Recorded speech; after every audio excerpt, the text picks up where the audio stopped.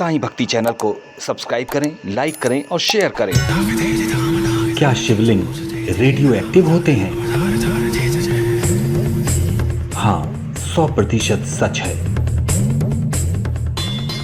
भारत का radio activity map उठा लें तो हैरान रह जाएंगे। भारत सरकार के न्यूक्लियर रिएक्टर के अलावा सभी ज्योतिर्लिंगों के स्थानों पर सबसे ज्यादा रेडिएशन पाया जाता है। शिवलिंग कुछ और नहीं बल्कि न्यूक्लियर रिएक्टर्स ही तो हैं। तभी तो उन पर जल चढ़ाया जाता है ताकि वो शांत रहें। महादेव के सभी प्रिय पदार्थों में जैसे कि बेलपत्र, आक, धतूरा, गुड़हल आदि सभी न्यूक्लियर एनर्जी सोखने वाले होते हैं। क्योंकि शिवलिंग पर चढ़ा पानी भी रिएक्टिव हो जाता है, इसीलिए तो जल निकासी नलिका को लांगा नहीं जाता। भाभा एटॉमिक रिएक्टर का डिजाइन भी शिवलिंग की तरह ही है। शिवलिंग पर चढ़ाया हुआ जल नदी के बहते हुए जल के साथ मिलकर औषधि का रूप ले लेता है। तभी तो हमारे पूर्वज हम लोगों से कहते थे कि महादेव शिव शंकर अगर नाराज हो जाएंगे तो प्रलय आ जाएगी। ध्यान दें कि हमारी परंपराओं के पीछे कितना गहन विज्ञान छिपा हुआ है। जिस संस्कृति की कोख से हमने जन्म लिया है वो तो चिर सनातन है। विज्ञान को परंपराओं का जामा इसीलिए पहनाया जाता है ताकि वो प्रचलन बन जाए और हम भारतवासी सदा वैज्ञानिक जीवन जीते रहें। आपको यह जानकर आश्चर्य होगा कि भारत में ऐसे महत्वपूर्ण शिव मंदिर हैं जो केदारनाथ से लेकर रामेश्वरम तक एक ही सीधी रेखा में बनाए गए हैं। आश्चर्य है कि हमारे पूर्वजों के पास ऐसा कैसा विज्ञान और तकनीक था जिसे हम आज तक नहीं समझ पाए।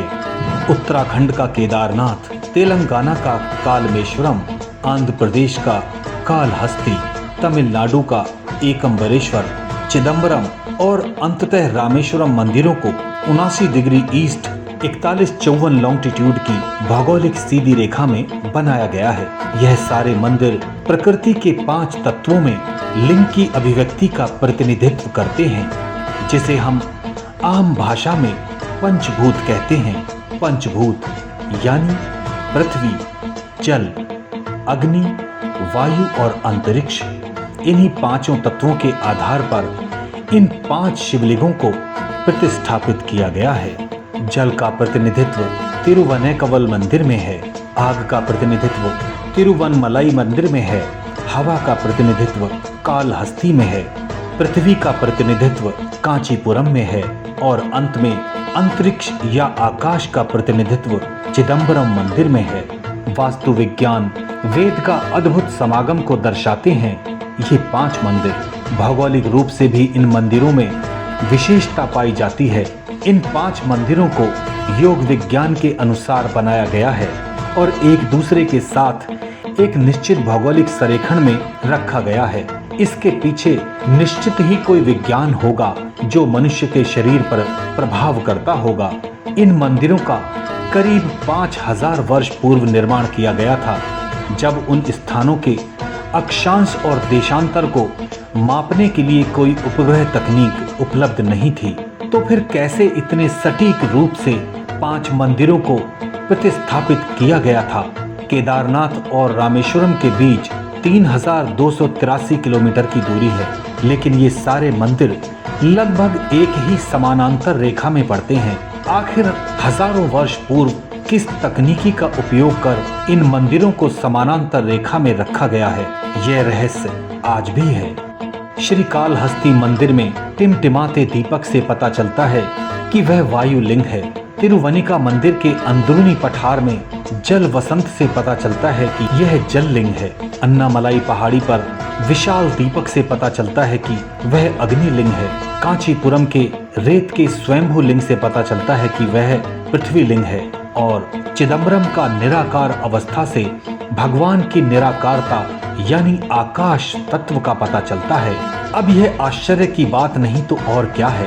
ब्रह्मांड के 5 तत्वों का प्रतिनिधित्व करने वाले 5 लिंगों को एक समान रेखा में सदियों पूर्व ही प्रतिस्थापित किया गया है।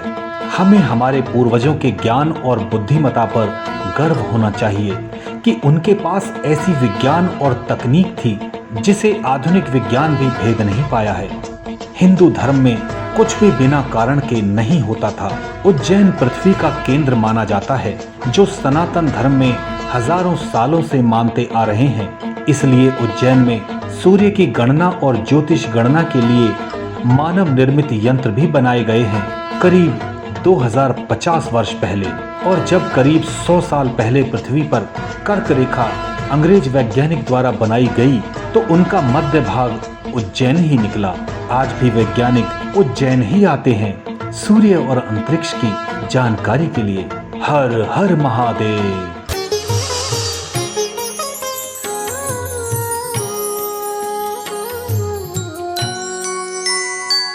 साईं भक्ति चैनल को सब्सक्राइब करें, लाइक करें और शेयर करें।